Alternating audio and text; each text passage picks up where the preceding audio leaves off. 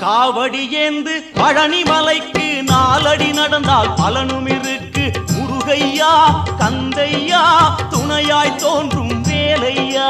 முருகையா கந்தையா துணையாய் தோன்றும் வேலையா. அறுபடை வீடும் சொத்தாகும் ஆண்டி என்பது பேராகும். காவடி ஏந்தும் நெஞ்சம் எல்லாம் முருகன் வாழும் ஊராகும்.